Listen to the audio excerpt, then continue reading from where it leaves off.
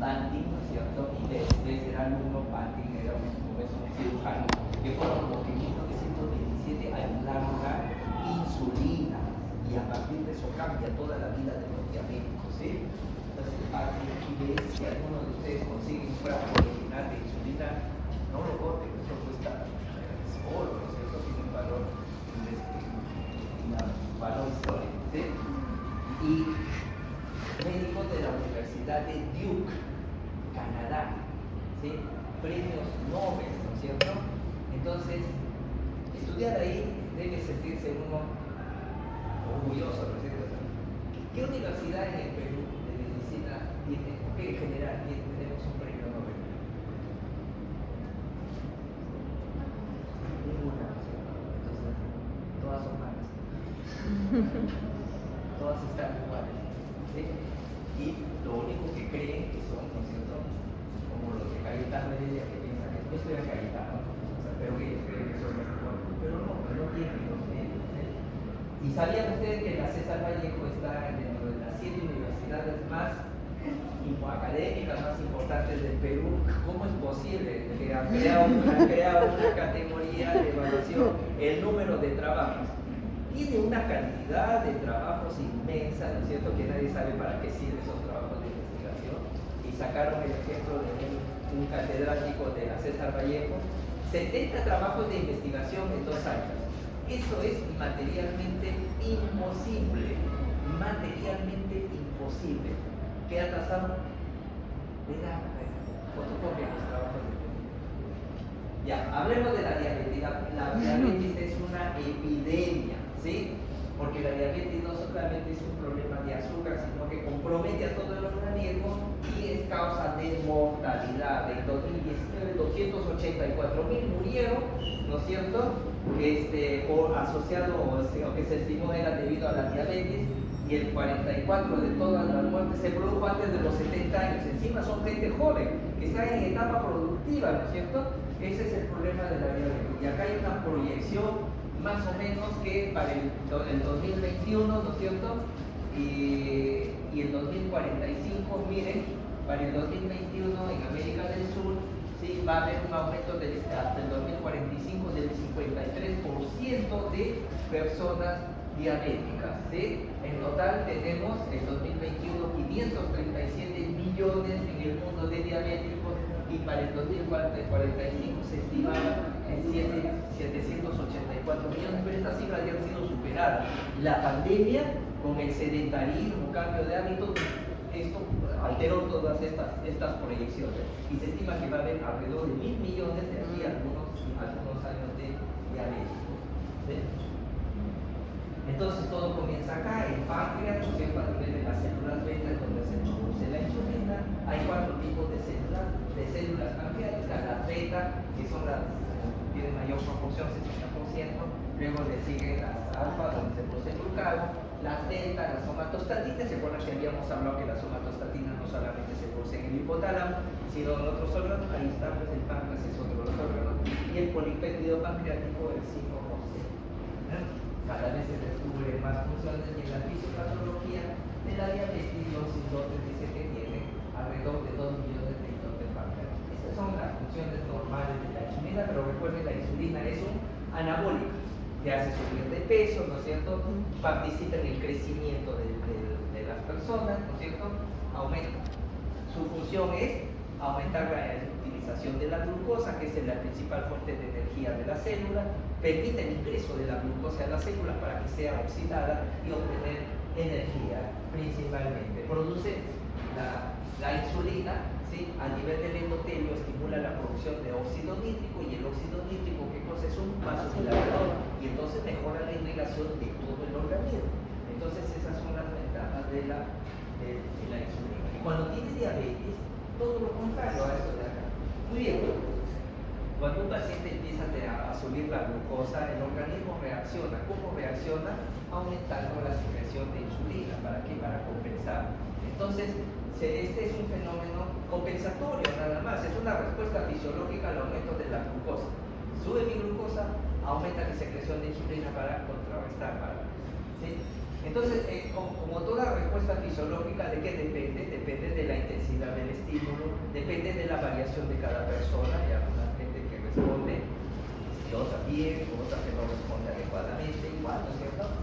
No, por alguna razón, hay mujeres que tienen su novio y le engaña una vez, lo perdona, le engaña dos veces, lo perdona, le engaña y le sigue perdonando. Hay otras que no, la primera nomás lo desembarca, ¿no es cierto? Igual, y el organismo es así. Habría que ver qué relación tiene esto con la insulina. Pero la cosa es de que en algunos casos, ¿no es cierto?, se hicieron un trabajo en el Perú en el cual la medición de la insulina basal y el pronóstico de diabetes.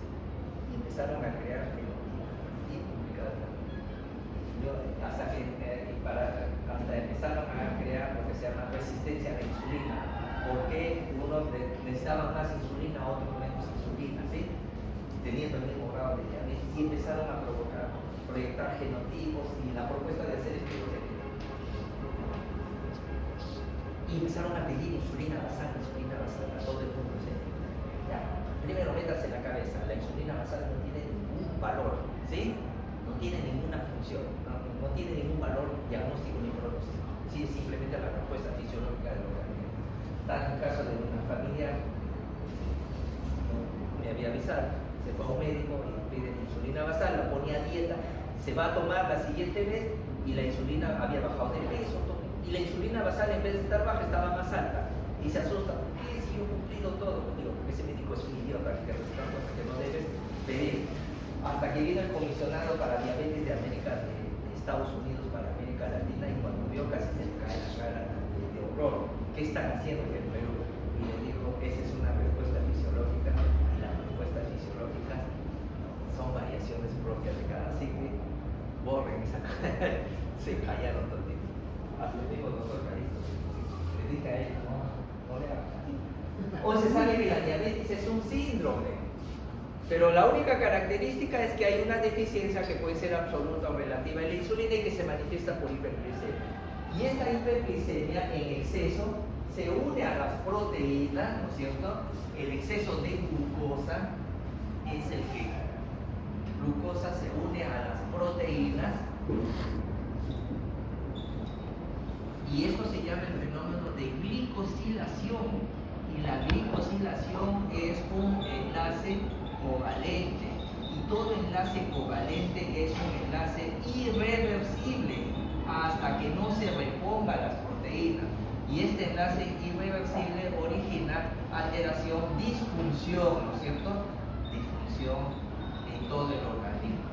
El problema es que de repente ya te lesionas, pero si controlas tu glucosa, las nuevas proteínas salen normales, no pasó nada. El problema es cuando la glucosa está permanente, empieza a dañar permanentemente hasta que llega un momento que daña totalmente todo el órgano. Esa es la fisiopatología básica de la diabetes, la glicosilación de proteínas que origina desnaturalización de las proteínas.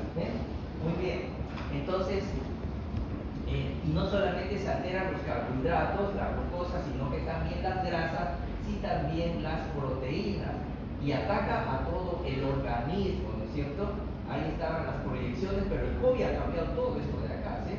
Y entonces en 1998 ya se plantean los criterios diagnósticos para la diabetes, y ahí está, estos son los clásicos que se mantienen: 1, glucosa en cualquier momento del día más de 200, más la síntomas clásicos. ¿Cuáles son esos síntomas clásicos? Poliuria, polidipsia, problemas cardíacos.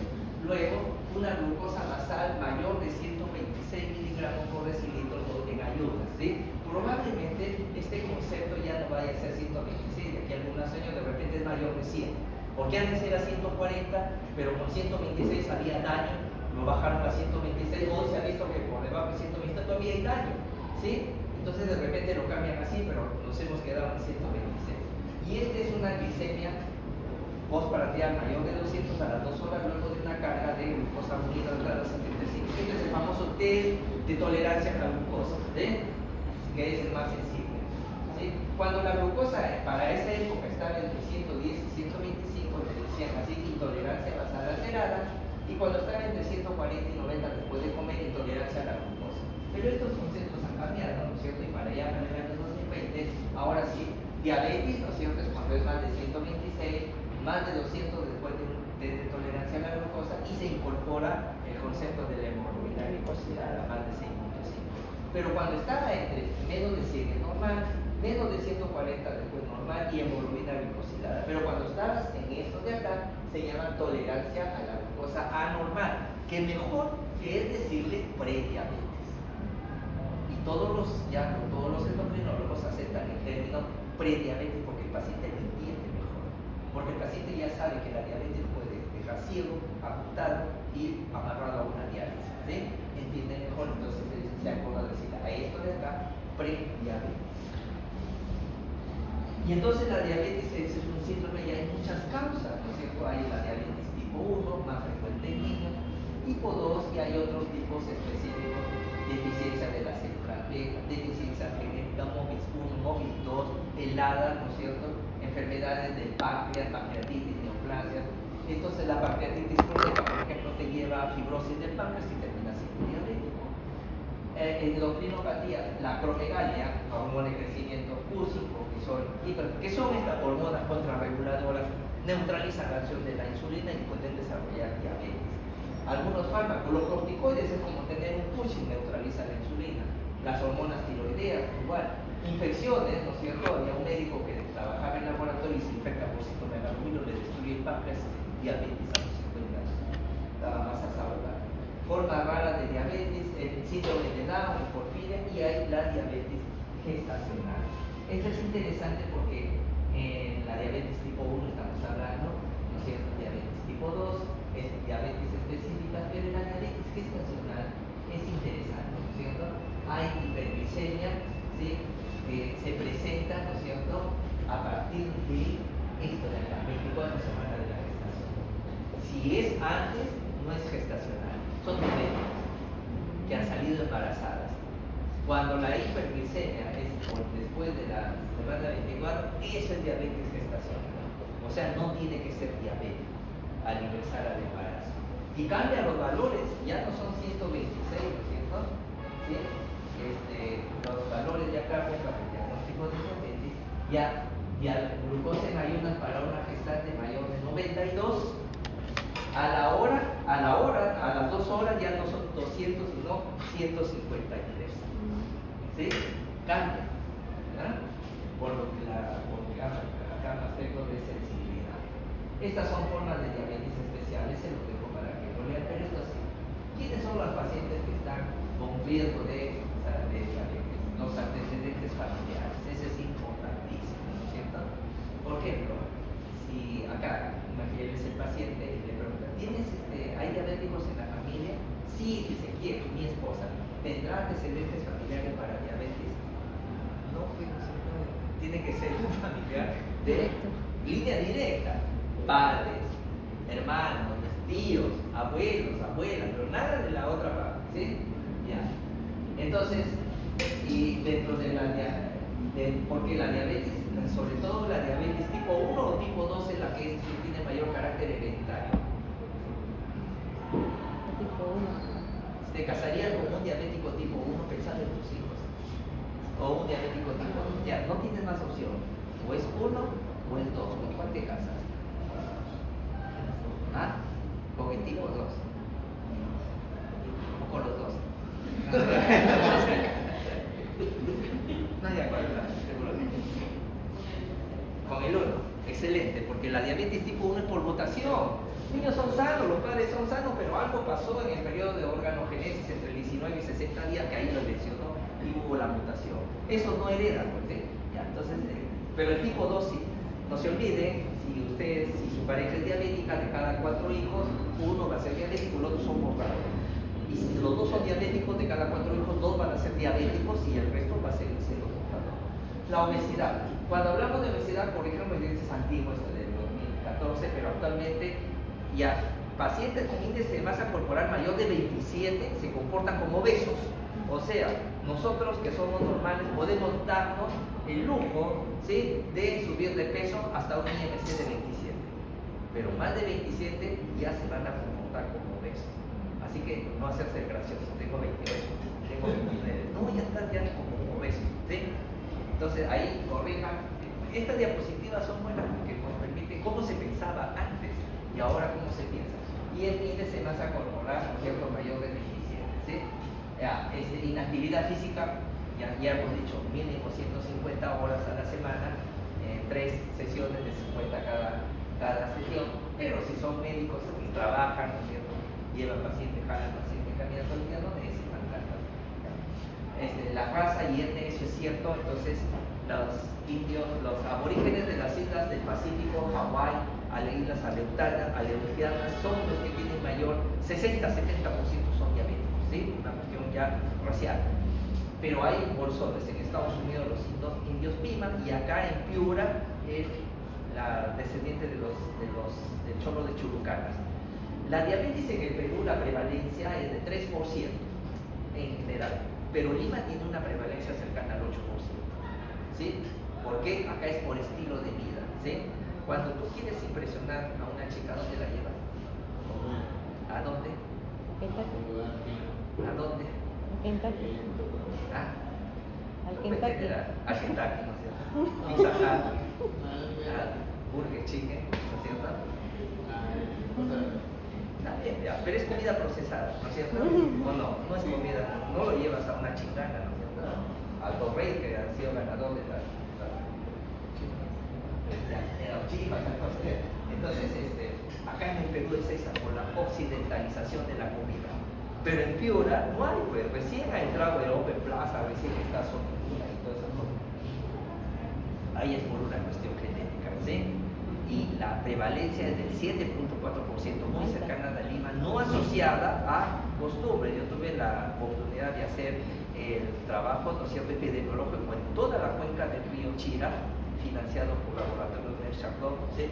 ¿no es cierto?, internacional, un año, ¿no es cierto?, haciendo el seguimiento a los pacientes y sobre todo la prevalencia, y el segundo era la intervención con medidas no farmacológicas. Y sí, se lograba bajar en un punto la hemoglobina glicosilada, que eso es bastante, ¿no es cierto?, pero era por una cuestión racial, nada más, ¿sí? No por infección. Eso es interesante.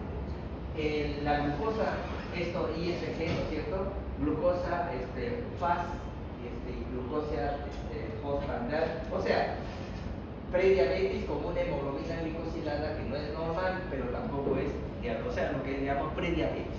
Los prediabéticos, ya sea con hemoglobina glicosilada, están en riesgo de ser diabéticos. Antecedentes de macrosomía, niños con exceso de peso. El récord Guinness lo tiene una China, un niño que nació con 20 kilos de peso. 20 kilos de peso, macrosoma, ¿no es cierto? ¿Por qué esos niños, ¿no es cierto?, que nacen macrosómicos tienen riesgo de diabetes?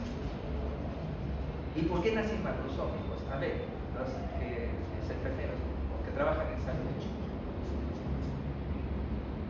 Porque la madre es diabética. Y si es diabética, ¿cómo están los niveles de glucosa?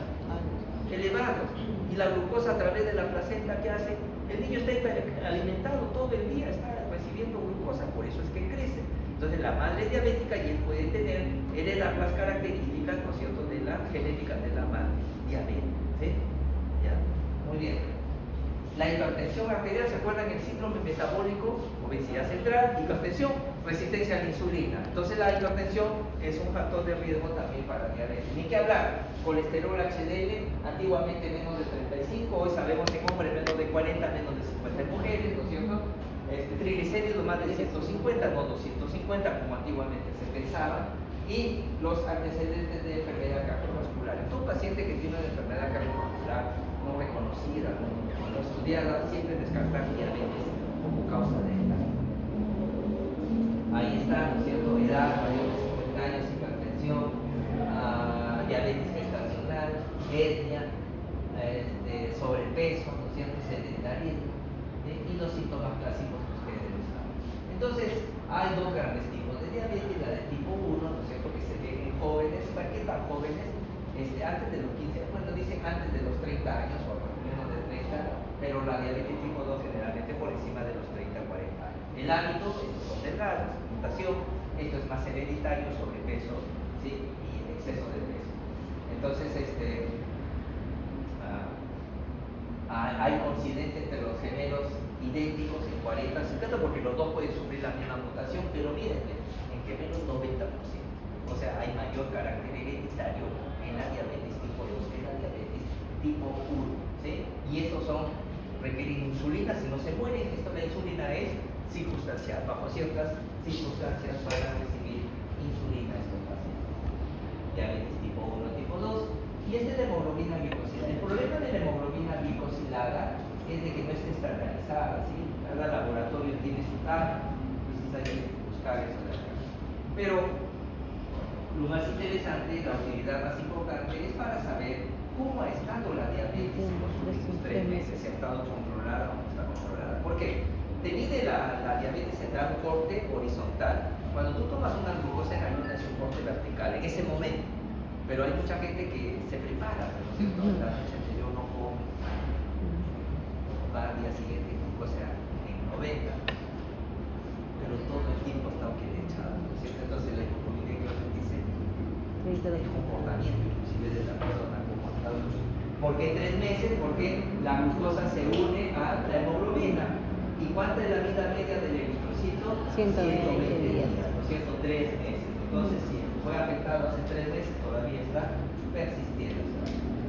Hay complicaciones agudas y hay crónicas. Dentro de las agudas, la hipoglicemia y la hiperglicemia. En conjunto, esto de acá tiene una tasa de mortalidad del 15%. Pero las crónicas, especialmente la enfermedad vascular cardíaca, la mortalidad llega al 80%.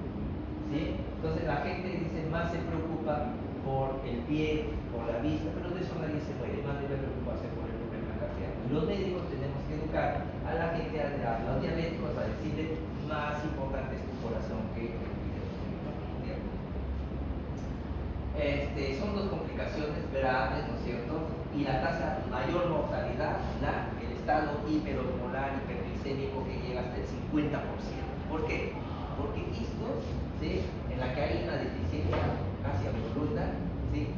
La presentación es aguda, tú lo puedes detectar rápidamente, y puedes actuar es más insidiosa, y cuando llega tú que está rematado el paciente y a veces no hay mucho que hacer. Entonces, una de las características básicas, ¿no es cierto?, ahí están los factores presentantes de las complicaciones agudas, ¿sí? Lo más importante es la falta de adherencia al tratamiento. No se coloca insulina, no toman la pastilla, me siento bien, ¿para qué voy a tomar? Pero hay que hacer entender que la diabetes es una enfermedad crónica, y enfermedad crónica el tratamiento es de por vida. Eso hay que concientizar al paciente. A veces no saben, no lo quieren aceptar simplemente, pero una serie de condiciones, la cocaína, ya no consuman cocaína por arriba, cualquier rato van a tener en el hospital, el infarto del miocardio, pueden debilitar así como una vez. Y entonces el tiempo de instauración de la cetoacidosis es más corta, menos de 24. Tú lo detectas temprano y rápido lo puedes sacar al paciente. Esa es la ventaja. En cambio, el otro te dura hasta semanas. Poliuria, polidipsia, polifactia. Una señora veía que tenía poliuria, polidipsia y tomaba agua y se compensaba. Cuando llegó al hospital, porque ya se sentía mal, le toman una gasometría pH de 6.8, un poquito más incompatible con la vida. ¿Sí? Ahí recién se asustó, tomó conciencia de que podía morirse en un Entonces, signos de la cetoacidosis, el estado de conciencia ligeramente estuporoso, la mayoría, el 84%. El estado hiperosmolar produce más estados de compromiso sexual. Bien, en la cetoacidosis está despierto el paciente. El factor cetónico, hablo a sidra o manzana, en 82%. ¿Se acuerdan la respiración de Kussmaul? Respiración acidótica, forzada, ¿cierto? El 75% puede presentar hipotermia. Dolor abdominal que se confunde por isquemia, con dolores de tipo quirúrgico y terminan siendo operados. Vómitos, y esta es la clínica de la cetoacidosis diabética. Pero para ya la osmolaridad, por encima de 320 se considera es el punto de corte para estado hiperosmolar. Lo que les recomiendo es esto: apréndanse esta columna y esta columna, ¿sí? Porque aquí están los criterios diagnósticos para cetoacidosis y el estado hiperosmolar. A la cabeza, pH menos de 7.30, cetoacidosis. Bicarbonato menos de 18. La presencia de cuerpos cetónicos, ¿sí?, en orina, porque eso es lo que produce por la alteración del metabolismo, y una glucosa por encima de 250. Le van a decir que puede haber cetoacidosis con euglicemia, con glucosa normal, pero es raro. Esto es la mayoría.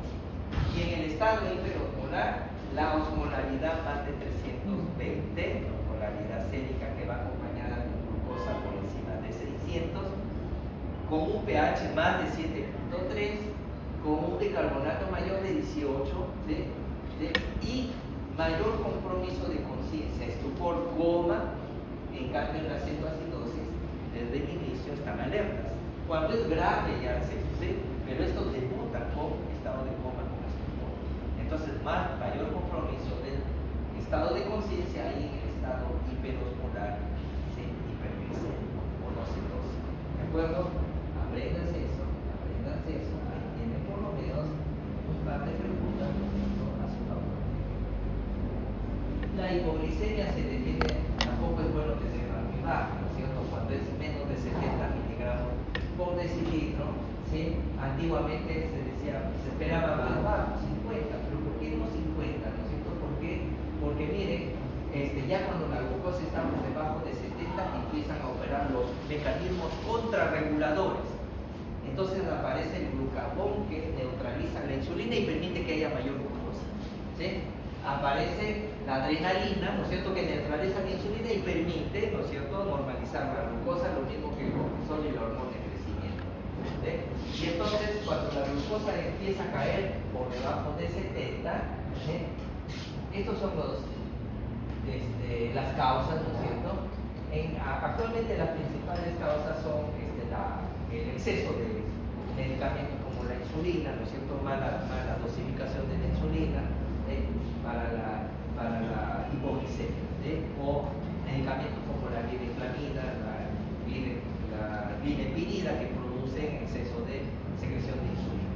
Por eso que ya no se usa eso.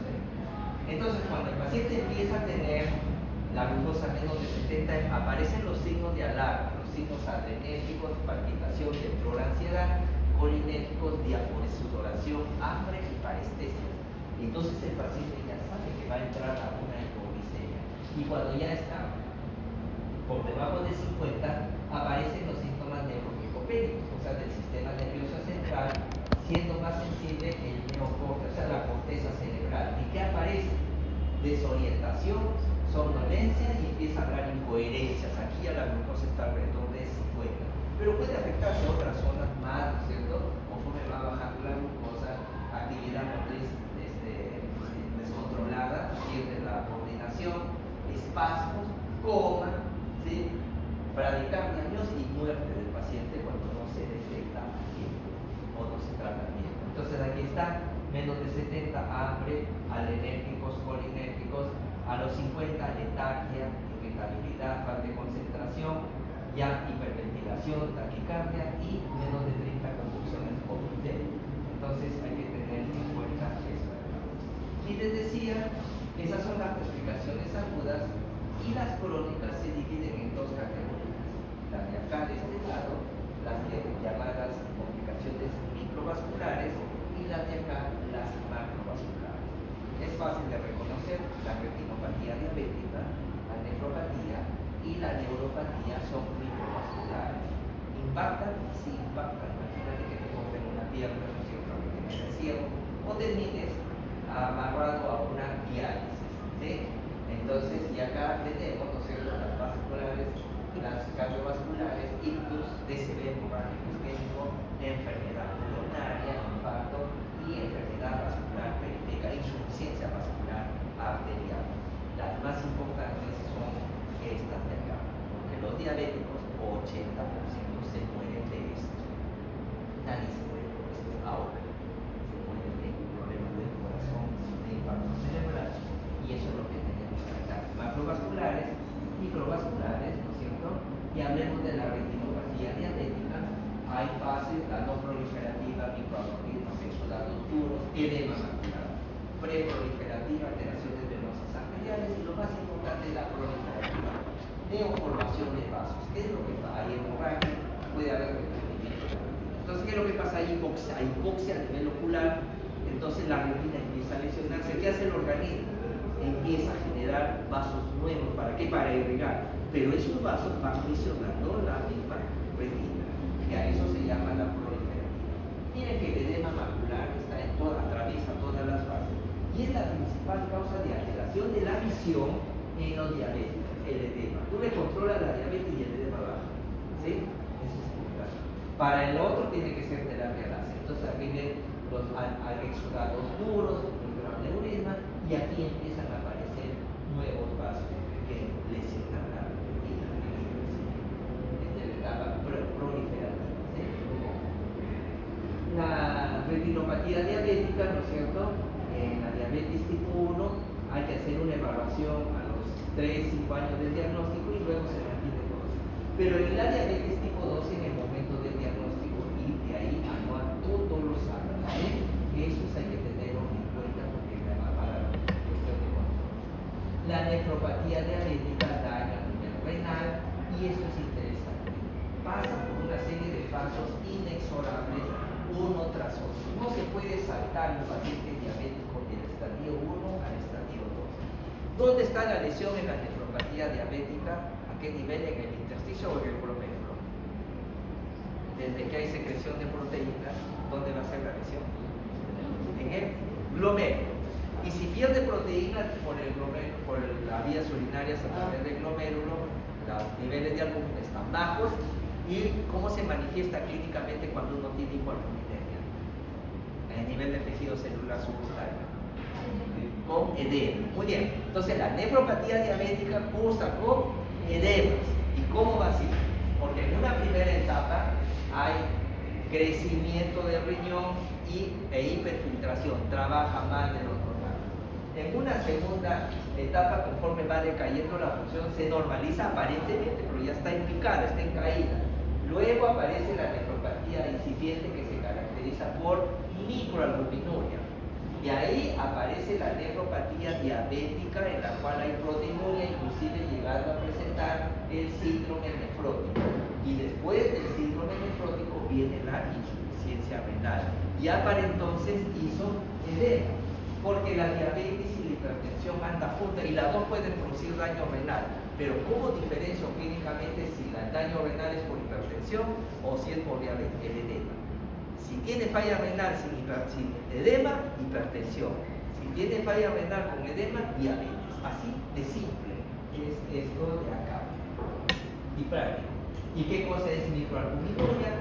La excreción de albúmina. No debería llamarse microalbuminuria porque es albúmina en sí, pero la cantidad va entre 30 y 299 en orina de 24 horas. Pero son albúminas, no que sean pequeñas albúminas, es albúmina. Cuando es más, ya se llama proteinuria, que puede llegar o no al rango nefrótico, y hemos dicho que el rango nefrótico es más de 3.5 gramos. La neuropatía diabética, ¿no es cierto?, puede afectar los nervios somáticos o los autonómicos, y dentro de los somáticos, la principal es la polineuropatía simétrica distal. ¿Y qué cosa es la polineuropatía simétrica distal? En la forma de presentación más frecuente, de presentación nocturna, básicamente parestesias en las piernas. ¿Qué cosa es parestesia? Sensación de hormigueo, que fastidia, no deja dormir. Puede llegar hasta el dolor también. ¿Y por qué en la noche? ¿Por qué no en el día?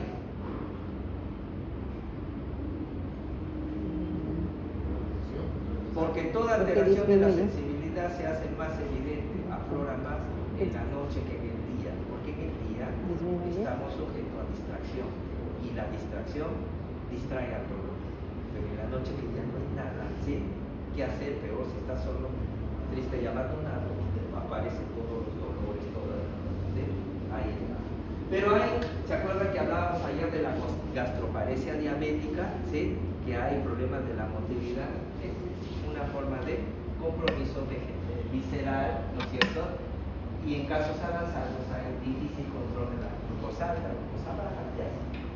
Hay diarrea, ¿no es cierto? A predominio nocturno por sobrecrecimiento bacteriano. También hay vejiga neurogénica. No hay contracción y el paciente finalmente tiende a orinar, hace globo vesical y el paciente tiende a orinar por rebosamiento. Ya se llena tanto que recién empieza, ¿sí? Que tiene que necesario por alguna razón. Hay disfunción eréctil, incapacidad para tener una relación sexual, para eso se creó el Viagra, ¿no es cierto? No, no se creó, se descubrió accidentalmente el Viagra, ¿sí? Hay la alteración sudoromotora, sudoración parcial de un brazo. Hay la hipoglicemia inadvertida, ¿sí? Hay pacientes que a veces hacen, cuando uno le da, sobre todo recibe un beta bloqueador, isoprolol, esa cosa, puede bloquear la respuesta adrenérgica y de frente se van los síntomas neurológicos. Pero la neuropatía puede anular la respuesta a las catecolaminas y ya no siente nada, de frente se va a comer el paciente, por la neuropatía. Y hay una neuropatía autonómica cardiovascular, lesión del corazón, ¿sí? En la que puede haber arritmia, puede haber alteración de la contracción, hipotensión ortostática, ¿no es cierto?, en el cual es la caída de la presión al canto postural. Mucho cuidado con los diabéticos, siempre tomen la presión sentado, recostado, y después lo sientan y le toman la presión. Cae la presión más de 20 milímetros, recomendable que cada vez que se va a incorporar, a poner de pie, lo haga en 2 pasos. Primero se siente 3 minutos y si no pasa nada, no lo cambie. Porque si se levanta de golpe puede caerse hematoma sutural, ¿sí? Hipertensión endocraniana, y si no hay una adecuada atención, se muere el paciente, como hemos tenido varios pacientes aquí en el hospital. De las complicaciones macrovasculares, riesgo de infarto coronarico, arteriopatía periférica, se acuerdan del síndrome de Lennox, claudicación intermitente, dolor que puede llegar hasta la gangrena, y también, ¿no es cierto?, la enfermedad cerebrovascular desde el ataque isquémico transitorio, el DCB hemorrágico, el DCB isquémico, causa de muerte, estenosis de la arteria renal y aneurisma de la aorta abdominal, ¿no es cierto?, que puede llevar a insuficiencia renal y a hipertensión en margen de evolución, falla renal, ¿sí? Y hay algunas formas mixtas como el pie diabético, ¿sí? Pie diabético, la clasificación de Wagner se clasifica así: grado 0 solamente tiene neuropatía pero no tiene nada. Grado 1 es una úlcera superficial, ¿cómo se llama?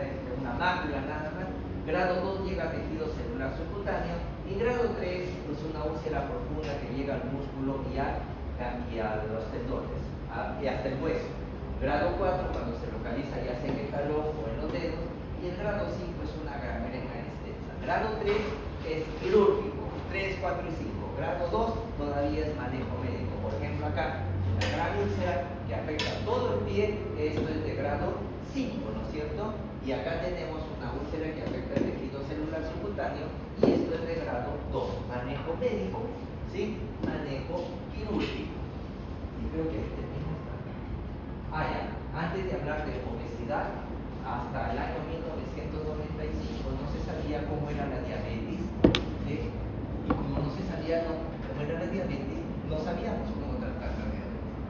Entonces, en el año 90 se produce la enfermedad, el estudio del PCCT, ¿no es cierto?, que es las iniciales de diabetes, ¿no es cierto?, diabetes Identification Control Trial. ¿En qué encontraron? Que desde cuando uno diagnostica la diabetes, ¿sí?, con glucosa más de 126 a los 10 años, máximo riesgo para retinopatía, y ese riesgo se mantiene toda la vida del diabético. Entre los 15 y 20 años, máximo riesgo para nefropatía. Interesante, porque un paciente de más de 20 años de diabetes que no ha hecho nefropatía no lo va a hacer, ¿sí? Y eso es por predisposición genética. Pero la neuropatía, como el nervio es muy sensible, uno puede debutar la diabetes como una neuropatía, ¿sí? Y el otro estudio, el de Kumamoto, que es este acá, en que esquematizaron la diabetes así. La diabetes tiene una fase que es asintomática y otra fase que es sintomática. Esta fase asintomática se produce cuando la glucosa supera los 180 miligramos por decilitro. ¿Por qué 180? Ese número mágico, porque esto es lo que se conoce con el nombre de umbral renal para la glucosa. ¿Qué significa esto? El riñón tiene una capacidad para manejar cargas de 180 miligramos por decilitro. Más de eso ya no lo puede.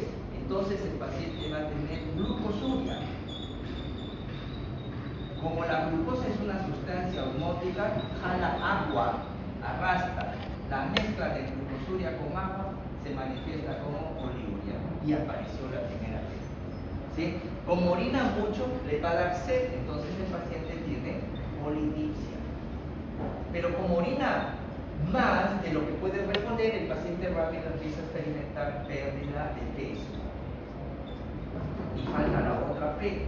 Para que la glucosa llegue a 180 ya se demostró que tiene menos del 50% de células beta en el páncreas. Es decir, ya perdió medio páncreas, ya no tiene insulina. Y al no tener insulina, la glucosa está antes del plasma, pero no la puede utilizar porque la glucosa es presentado, es una llave que abre la puerta para que la glucosa llegue y aparece entonces la polifagia. Entonces la polifagia tiene más que ver con la reducción de insulina, pero ahí están las 4 P's. Y les decía que cuando la glucosa está alta, algunos tienen un sensor que les empieza a dar prurito con niveles de glucosa. ¿Qué tan alta? Pues variable de cada uno. 50% de diabéticos no saben que son diabéticos porque no tienen síntomas. Y si no tienen síntomas, ¿para qué voy a ir al médico? Pero aquí es importante los factores de riesgo para diabetes. Este periodo asintomático puede durar de 10 hasta 20 años. Entonces hay pacientes diabéticos con 20 años, no saben. Y cuando le diagnostican, ya están lesionados, ya están fritos, ya malograron todo su organismo.